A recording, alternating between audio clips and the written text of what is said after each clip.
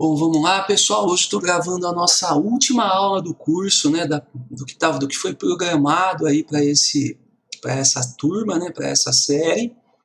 Essa aula 36, então, ela vai fechar o que a gente vinha conversando nas últimas aulas sobre impulso e quantidade de movimento, né? Então, hoje a gente vê mais uma lei de conservação. Assim como a energia que a gente estudou há pouco tempo, né? Nós vimos que ela é conservada dentro de certos sistemas, né? E a gente pode prever, então, quantidades de energia, né? A partir de outras quantidades que a gente já conhecia e tal. A gente pode pensar mais ou menos da mesma forma para a quantidade de movimento. Então, na hora de uma colisão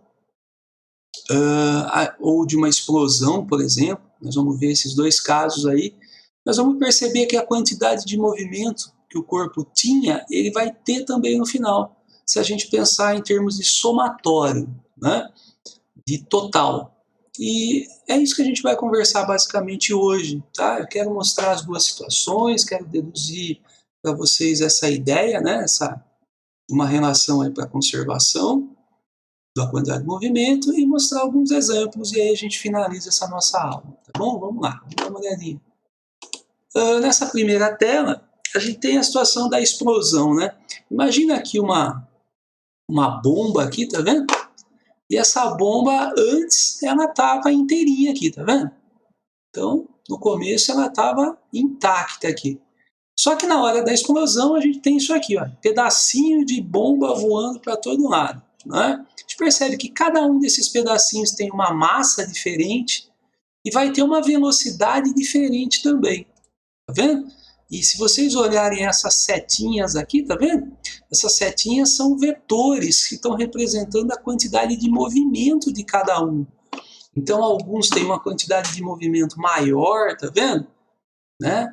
Ah, mas ela tem uma massa menor do que essa outra. Por que a quantidade é maior? Ah, porque ela deve estar voando aqui com uma velocidade maior, né?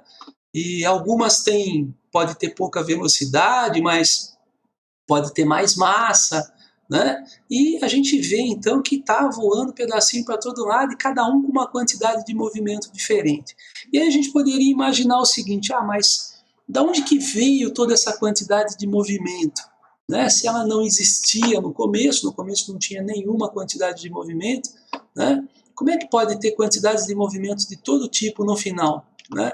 É isso que a gente vai conversar hoje, então, sobre essa ideia da conservação da quantidade de movimento. Isso é uma lei física que permite a gente determinar, por exemplo, né, para onde que está voando esses estilhaços aqui, por exemplo. Se a gente souber de alguns, a gente pode prever sobre outros, né? E isso é uma coisa bastante interessante, inclusive, e tem muitas aplicações, tá bom? Mas vamos lá, vamos para a nossa situação. Uma aplicação interessante disso daqui, né? Está naquela área da ciência investigativa, né? Policial. Eles podem fazer cálculos usando um pouquinho, né, dessa parte de cinemática vetorial, um pouquinho dessa parte de quantidade de movimento. Eles podem fazer previsões, né, da onde que veio o tiro, ou, né, de acordo com cenas, né, com coisas que eles podem identificar na cena lá do crime e tal, eles podem fazer previsões. Então, é uma das aplicações, tem muitas outras aí. Vamos lá. Dá uma olhadinha aqui nessa segunda situação. Então, na primeira eu falei, né, mostrei uma explosão acontecendo, e aqui uma colisão. Eu peguei como exemplo aqui um jogo bastante comum aí, que acho que todo mundo já deve ter ouvido falar, que é o jogo de bocha. Esse jogo ele é realizado numa pista, parece uma piscinha de boliche, né? E ele é realizado com essas bolas maiores, então essas bolas são pesadas, né? Bem mais pesadas, de uma massa maior. Tem duas cores, né? São dois times jogando aí com duas cores. O objetivo desse jogo é jogar essas bolas numa certa distância, né? Aqui elas estão pertinho, mas normalmente elas estão lá no fundo da pista, né? E jogam então essas bolas para que elas cheguem o mais próximo possível dessa bolinha pequenininha aqui branca, tá vendo? Então todos, né, vão jogando alternadamente as bolas, até chegar um momento em que todos já jogaram, e aí a bola da cor que estiver mais próxima da bolinha branca leva o ponto, ganha o ponto da rodada, né? Aí eles retornam e fazem de novo e tal. Tem uma consequência, né, nesse tipo de jogo, que é a seguinte: como você quer ter sempre a sua bola no final mais próxima do que a do adversário, você tem duas possibilidades quando você está chegando no final dos lançamentos, né? Então imagine uma situação em que todas as outras bolas já foram lançadas, você só tem uma bola para lançar. Se você tem uma bola do seu adversário muito mais perto do que as suas, você vai tentar jogar a sua bola em cima da do adversário para arrancar a bola do adversário de perto da bolinha branca, né? Isso é uma possibilidade, e atacar a bola do adversário. A segunda possibilidade é assim, ó, se você pode tentar fazer a sua bola chegar mais perto do que a do adversário, se você tem condição de fazer isso, você vai jogar a bola bem devagarinho, né? Tentar colocar o máximo de precisão possível para ela chegar o mais próximo da bolinha possível, né? E nessa situação, às vezes ocorre um problema que eu estou mostrando aqui nesse desenho, aqui do lado. Dá uma olhada no desenho. Bom, imagine que essa senhora vai jogar a bola dela, vai tentar jogar o mais preciso possível para que ela chegue bem pertinho da bolinha, aqui, o mais perto possível. Só que quando a gente faz isso, normalmente acaba errando um pouquinho, né? É difícil de chegar muito pertinho sem tocar a bolinha. Imagine que ela errou um pouquinho na força e a bolona veio andando bem devagarinho, com uma velocidade Vzinho, tá vendo?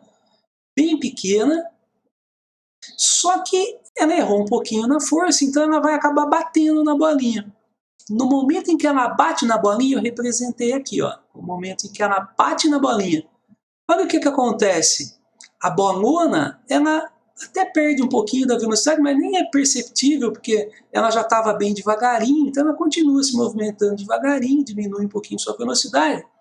E a bolinha, olha o que acontece com ela, ela sai com uma velocidade Vzão, uma velocidade muito maior do que a velocidade que tinha a bolona. E aí a gente pode pensar no seguinte: mas como é que é possível, né, que apareça uma velocidade aqui maior do que existia antes? Tá vendo? A bolona tinha uma velocidade pequenininha e a bolinha, depois da colisão, a bolinha ganha uma velocidade grande. Então, se a gente imaginava, né, que a velocidade era a única coisa que passava na hora da colisão, porque a primeira impressão que a gente tem na hora das batidas é que a velocidade de uma coisa que tinha movimento, na hora da batida pode passar para outra, né, para o outro objeto, e o outro objeto vai se movimentar, porque ele ganhou velocidade do primeiro. Só que o que a gente percebe, na verdade, e aqui está bastante evidente isso, é que a velocidade em si, sozinha, ela não pode ser, né, a única coisa que vai ser passada. Porque senão seria impossível essa bolona, que tem uma velocidade pequena, passar uma velocidade maior do que ela tem. A gente costuma pensar que a gente não consegue dar mais do que a gente tem, né? Então essa bolona aqui, ela não consegue dar mais velocidade para a bolinha do que ela tinha. Então, se a bolinha tem uma velocidade maior, é porque o que está passando aqui na hora da colisão não é só a velocidade, né?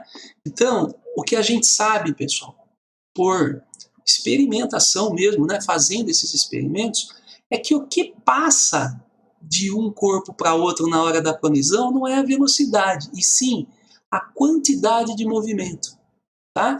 Então, o que passa de um corpo para outro na hora da colisão é a quantidade de movimento. Tudo bem? Como é que eu provo isso daí? Então, essa daqui tinha uma massa grandona, ó, e essa aqui tinha uma massa pequenininha. A hora que ela bateu, olha aqui, ó, essa aqui tem uma velocidade grandona. Como é que ela pode ter essa velocidade grandona? É porque ela tinha uma massa pequenininha, né? Então veja, a quantidade de movimento é mv. É possível então que uma massa grande e uma velocidade pequena multiplicadas dê exatamente a mesma coisa que essa massa pequena e a velocidade grande que a gente está observando no final. Tá vendo? Esse tanto de quantidade de movimento que tinha no começo deverá ser igual a esse tanto de quantidade de movimento que vai ter no final. Se essa bolona parar aqui, todo o movimento que tinha deve existir de alguma forma. E para onde que ele vai? Ele vai para a bolinha. Mas olha, não é a velocidade que passou para a bolinha, é mv, é a quantidade de movimento que passou para a bolinha. E aí, quando um valor diminui, aumenta aqui, ó, o outro diminui, né? Então, se a massa diminuiu, a velocidade aumentou. E a multiplicação, o produto aqui continua sendo o mesmo. Tá vendo? Isso é uma coisa bastante interessante, então. A gente observa em muitas situações, né? Na hora das colisões, na hora das batidas, na hora das explosões, né? A gente percebe, então, que o que está se conservando ali não é a velocidade e também não é a massa separadamente. É esse conjunto massa-velocidade que a gente chama de quantidade de movimento. Então é isso que se conserva. Tá? Então a aula de hoje é exatamente sobre essa conservação da quantidade de movimento na hora das batidas. Vamos lá. Nessa tela eu estou de novo colocando esse desenho que eu coloquei na aula anterior, né? Para poder falar de novo sobre uma situação muito parecida. Então, na aula passada eu mostrei para vocês o teorema do impulso. Falei para vocês que para haver mudança na quantidade de movimento desse carro tinha que existir um impulso, né? E que o impulso, então, era igual à quantidade de movimento final menos a quantidade de movimento inicial. Só que agora, nessa aula de hoje, nós vamos trabalhar com situações em que não há esse impulso externo. Nós vamos imaginar aqui uma situação onde tudo isso daqui está isolado das outras coisas externas. A gente vai desconsiderar forças externas. Tá? Vamos chamar isso de sistema isolado. Nessas situações, que são situações como essas, por exemplo, da explosão aqui, onde não há força externa, né? Pelo menos que interfira significativamente, né? No caso da explosão, não tem nenhuma força que interfere de forma significativa na explosão, né? Então, isso aqui é um sistema isolado, né? No caso aqui também a gente pode considerar como um sistema isolado. Se a gente desconsiderar algumas coisinhas, né? A gente vai poder considerar, por exemplo, o atrito da superfície. Nós vamos desconsiderar nos nossos exercícios e vamos pensar que isso aqui é um sistema fechado também, um sistema isolado. Então, em sistemas desse tipo, né, isolados, o que a gente vai ter? Não vai ter esse impulso externo. Então, se a gente zerar esse impulso, não tem um impulso externo aqui. O que vai acontecer com a quantidade de movimento final e com a quantidade de movimento inicial do sistema? Se eu passar um desses dois para o outro lado, eu vou passar o QI para o outro lado. Ele está menos, ele passa mais. E aí eu vou ter que quantidade inicial vai ser exatamente igual à quantidade final. Tá vendo? Ou a quantidade de movimento que tinha antes da batida ou da explosão e tal, é exatamente igual à quantidade que tem depois do que aconteceu. Tá vendo? Então, nos nossos exercícios de hoje, de conservação da quantidade de movimento, nós vamos considerar isso, uma situação em que o sistema está isolado de forças externas, dessa forma não há o impulso, e não havendo o impulso, olha o que acontece aqui, a consequência. A quantidade de movimento antes de acontecer uma colisão ou uma explosão é igual à quantidade de movimento depois da colisão ou da explosão. Né? É isso que eu estou definindo aqui um pouquinho mais organizado. Né? Princípio da conservação da quantidade de movimento. A quantidade de movimento de um sistema de corpos isolados de forças externas é constante, não muda. Né? E não mudando, então é porque o impulso é zero, e aí a gente tem essa situação que eu acabei de escrever para vocês aí. Né? E isso daqui, como é que a gente vai abrir isso para resolver os exercícios? Então veja, se tiverem dois corpos, por exemplo, né, Nós vamos pensar desse jeito. Ó. O que era a quantidade de movimento antes da batida, por exemplo? Era uma quantidade de movimento do corpo A e uma quantidade de movimento do corpo B. Né? O que é a quantidade depois da batida? Também a quantidade do A e a quantidade do B. Em algumas situações, nós vamos escrever um pouquinho diferente isso aqui, mas isso eu quero mostrar nos exemplos. De uma forma geral, quando a gente pensa em quantidade de movimento de antes da colisão ou da explosão, a gente está pensando nisso, né? Em todos os corpos e as suas quantidades de movimento. A soma das quantidades de movimento no começo, a soma das quantidades de movimento no final. Vamos pensar nesses exemplos. Por exemplo, nesse caso da bomba, a quantidade de movimento do começo inicial era zero, porque ela estava parada. No final, eu tenho a quantidade de movimento, vamos chamar de pedacinho 1, 2, 3, 4, 5, 6 e 7. Eu vou ter a quantidade 1 mais a quantidade 2 mais a 3 mais a 4 mais a 5 mais a 6 e mais a 7. Tá vendo? Agora, como é que eu posso... Olha, o que eu estou afirmando pela ideia da aula de hoje, né, da conservação da quantidade de movimento? Que toda essa soma aqui de quantidades de movimento que aconteceu depois tem que ser igual ao que tinha antes, que era nada, estava parado no começo, não tinha movimento nenhum. Então, como é que eu resolveria isso daqui? Eu escrevo, ó, tudo isso daqui igual a zero. É possível que eu tenha toda essa soma aqui juntando tudo dando zero? É possível sim, por quê? Porque são vetores, né? E a gente sabe que somando vetores pode acontecer de dar zero. Se eu tiver, por exemplo, aqui está mais complicado de fazer, tem muita coisa, mas se a gente pensar em dois pedacinhos só, olha aqui, ó, a minha granada explodiu em duas partes, uma parte para cá, uma parte para cá, né? Olha, o pedacinho que veio para a direita aqui vai ter uma velocidade positiva e uma massa m. O pedacinho que foi para o outro lado vai ter uma velocidade negativa e uma massa m. Essa massa pode ser igual ou diferente. Se for diferente, a gente vai dar letras diferentes. Mas imagine que foi a mesma massa para ficar mais simples. Tá vendo? Então, o que aconteceria numa situação dessa daqui? Né? No começo, olha, quantidade, vamos pôr assim, a quantidade final é a mesma quantidade que tinha no começo. Tanto faz escrever final, inicial, final. É igual, né? Olha, no começo não tinha nada, estava tudo parado, então aqui era zero. No final, como é que era no final?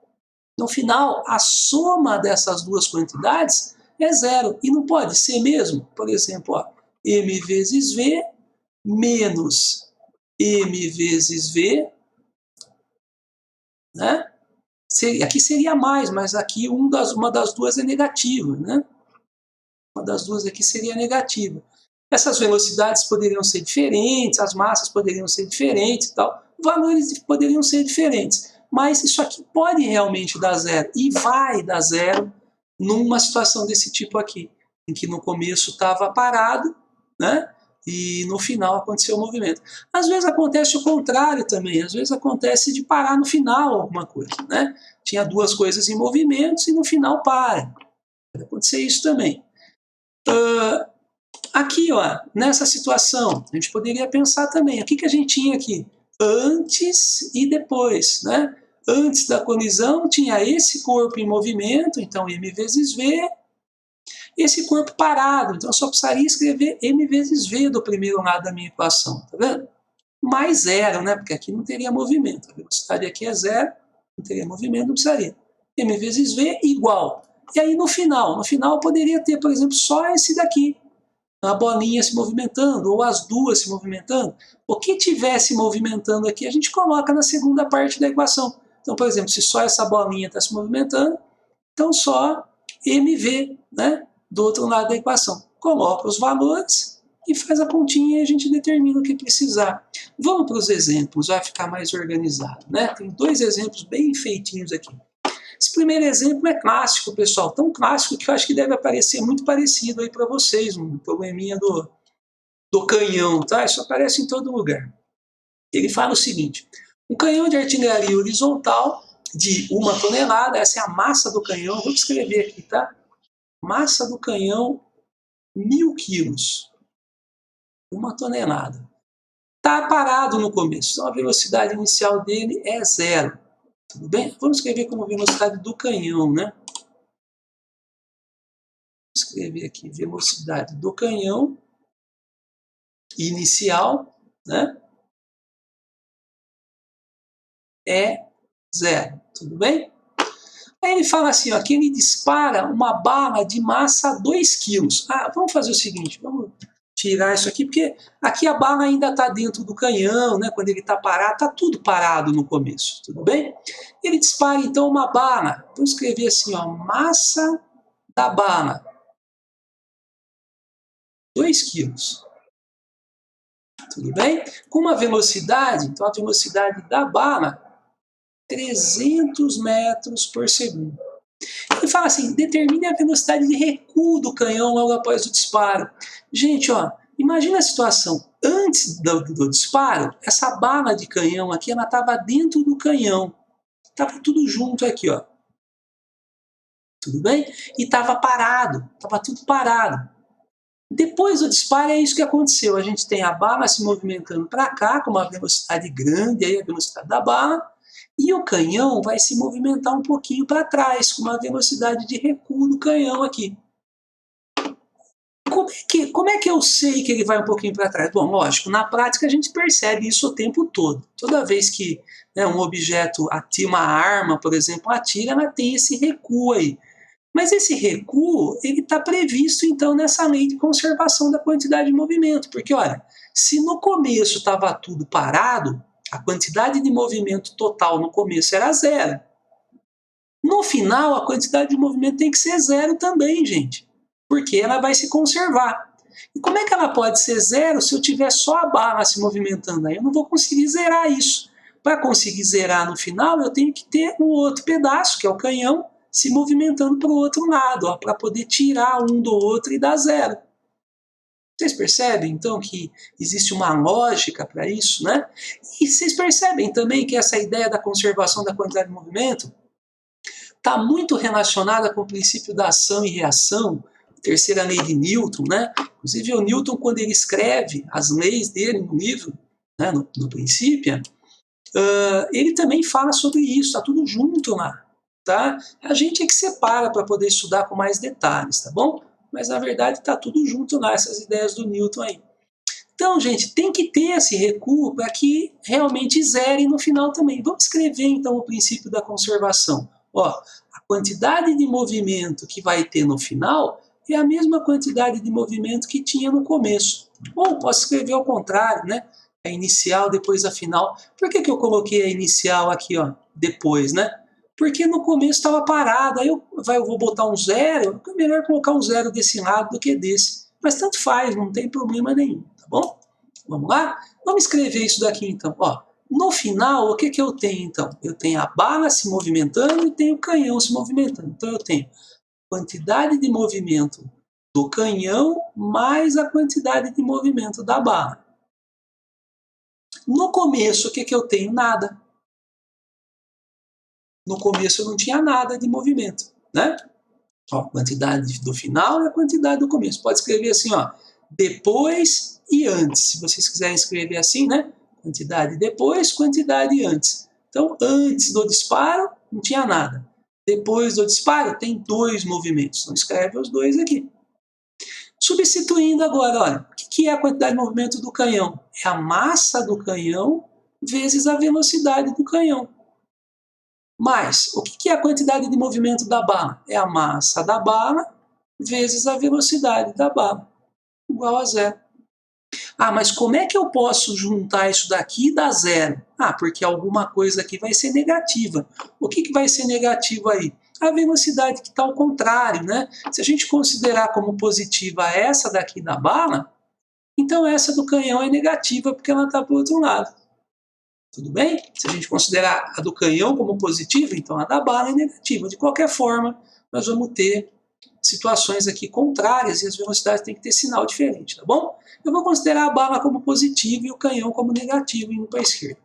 Aí eu vou ter, então, a massa do canhão, que é 1.000 quilos, a velocidade do canhão, que é a pergunta do exercício, a massa da bala, que é 2 quilos, E a velocidade da bala aqui é 300 metros por segundo. Olha como é que ficou a minha continha.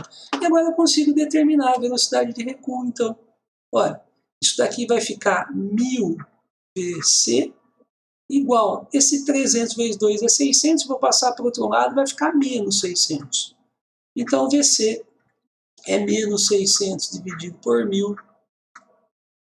Isso aqui dá menos 0,6 metros por segundo. Olha o que a gente achou como resposta aqui, ó. A velocidade do canhão ela é muito menor do que a velocidade da bala. A bala viajava a 300 metros por segundo. O canhão vai afastar devagarinho aqui, ó, uns 0,6 metros por segundo só. Tá vendo? Mas por que então? E como é que vai cancelar os dois se essa velocidade é tão pequena? Porque não é a velocidade que está cancelando, é a quantidade de movimento deles. E quantidade de movimento depende de massa e de velocidade. Como a massa do canhão é muito grande em relação à bala, então a velocidade é muito pequena, de forma que o produto delas dá a mesma coisa. Tá bom? E aí se cancela. Tá bom? Então é isso que a gente percebe aqui. Olha, esse negativo, por que deu negativo na velocidade do canhão? Porque ela tem que ser negativa, ela está ao contrário da velocidade da bala. Se eu joguei aqui um 300 positivo aqui para a velocidade da bala, então com certeza do canhão é negativa e a gente descobre isso no final. Bem legal esse exemplo, né? Um exemplo que vocês vão utilizar aí na hora de fazer os exercícios de vocês, tá bom? Vamos ver mais um então? Esse aqui eu gosto muito desse exercício aqui, eu achei ele para deixar para vocês como exemplo também. Dá uma olhada, pessoal. Um peixe tem 8,6 quilos, é esse peixão aqui. Ele está nadando com 1 metro por segundo de velocidade. Aí ele engole um peixe de 0,4 quilos aqui, ó, esse peixinho aqui, tá vendo? 400 gramas, ó. Ele vai engolir o peixe, então eles vêm se movimentando, ó. Esse aqui vem para cá, o peixinho está vindo para cá. Chega uma hora que eles vão bater aqui. Na hora da batida, o peixão abre a boca e engole o peixinho. E aí o que acontece? Olha lá. O peixinho estava com essa velocidade 3,5, né? Estava até mais rápido.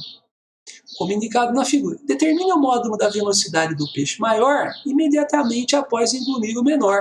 Porque o que vai acontecer aqui no final é que eu vou ter o peixão. Imagina aqui o peixão. Duro fazer o desenho aí, né, pessoal? Mas imagine esse peixão. Depois, né, de ter engolido o peixinho. Então o peixinho está aqui dentro. Mais ou menos aqui o peixinho aqui dentro. E ele vai estar com um único movimento assim. Né? Então depois. Então antes a gente tinha essa situação aqui. Né? Depois está tudo junto e o peixão vai continuar o movimento dele. Mas como é que vai ser? A pergunta é, como é que vai ser a velocidade agora desse conjunto aqui, tá vendo? Depois, então, que o peixão comeu o peixinho. Né? Vamos ver como é que funciona isso daí? De novo, gente, ó, a quantidade de movimento do começo deve ser igual à quantidade de movimento do final. Então, essa é a ideia dessa aula de hoje, tá bom? A quantidade de movimento ela deve ser conservada se não houver forças externas. Então, a quantidade do começo é igual à quantidade do final. Tudo bem? Agora, vamos descrever o que era essa quantidade do começo e do final. Então, veja. No começo, eu tinha dois movimentos ocorrendo separadamente. Vou escrever os dois. Ó, a quantidade de movimento do peixão. Vamos chamar de A e de B? Senão vou ter que usar P para os dois, né? Então, ó, a quantidade de movimento do peixe A mais a quantidade de movimento do peixe B. No final, o que eu tenho? Eu tenho uma quantidade só de movimento, está andando tudo junto. E aqui dentro está o peixe A mais o peixe B. Vocês percebem a diferença? Aqui eu tenho dois movimentos separados. Aqui eu tenho um só. Está tudo junto, tá vendo? Vamos substituir agora, então, quem é QA? É a massa do peixe A vezes a velocidade do peixe A. Quem é QB? A massa do peixe B vezes a velocidade do B. E quem é isso tudo aqui agora da segunda parte? Presta atenção, a quantidade de movimento de uma coisa só se movimentando. Então, vou ter que fazer de uma vez só. O que é a massa agora? A massa do peixe A mais a massa do peixe B, juntos, ó, vezes uma única velocidade aqui dos dois. Né? Então, a gente escreve desse jeito. Olha, no primeiro lado eles estavam separados. e depois que eles se juntaram, a massa é uma só aqui, né? Vezes uma velocidade só. O que está acontecendo aqui, que é inclusive a pergunta do exercício. Que velocidade é essa? Vamos substituir valores? Olha lá como é que vai ficar. A massa do peixe A é 8,6, velocidade dele era 1, mais a massa do peixe B, o peixinho, é 0,4, vezes a velocidade dele, que é 3,5, mas o peixinho está andando para o outro lado. Então, se eu coloquei 1 positivo para o peixão, esse 3,5 tem que ser negativo, hein, pessoal? Menos 3,5. Tá? Se eu esquecer desse menos, vai dar aqui uma quantidade, né, positiva aqui, que não é verdadeira, ou vai dar uma quantidade maior, vai aumentar aqui, ó, e não é verdade, né? Quando esse peixinho bate dentro do estômago lá do peixão, ele tira movimento do peixão e não aumenta o movimento do peixão, né? Essa velocidade final ela deve ser menor, depois que ele, né, que esse peixinho entra dentro ali, deve ser menor. Mas vamos lá. A soma das massas, então, é 8,6 mais 0,4, é 9 quilos, né? Vezes o Vzinho, tá bom? Então, a soma das duas massas, dos dois peixes, dá 9 quilos aí. Mas vamos fazer a continha, então eu vou ter 8,6 vezes 1, que é o próprio 8,6. 3,5 vezes 0,4 é o mesmo que 4 vezes 0,35. 0,7, isso é 1,4, mas ó, menos e mais é menos. Igual a 9V. Vamos terminar para cá, que está meio apertado aí. Então, 8,6 menos 1,4 é 7,2, igual a 9V. E para terminar, então, a velocidade que a gente está procurando é 7,2 dividido por 9. Se fosse 72, dava 8. 7,2 vai dar 10 vezes menos, aí dá 0,8 metros por segundo. Ó.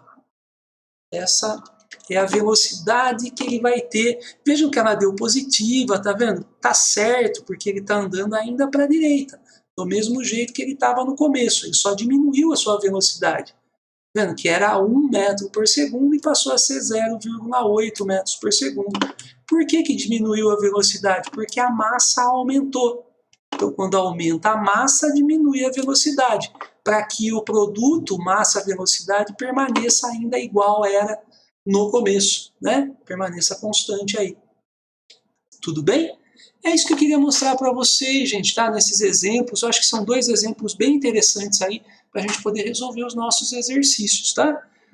Quem tiver alguma dúvida, revê o exemplo, presta bem atenção, né, na forma que eu pensei para fazer. Se tiver ainda alguma dúvida dentro dos exercícios, lógico, né, me pergunta. Peço para vocês fazerem todos, né, essa parte tem bastantinho aí exercício para fazer, mas eu acho que é bastante importante, tá? Porque aparece muito, tem muita aplicação. Não adianta nada a gente conhecer separadamente aí os conceitos, né, de impulso, de quantidade de movimento e tal, e não saber aplicar isso daí. E a grande aplicação dessa parte está no estudo dessas situações aí de colisão, de explosão, né? Situações que envolvem o princípio da conservação da quantidade de movimento, tá? Espero que vocês tenham aproveitado bem, então, essa última aula, né? E é isso, tá? Até uma próxima oportunidade, se a gente tiver aí, né? Tá bom? Então, obrigado pela atenção de vocês e até mais, pessoal.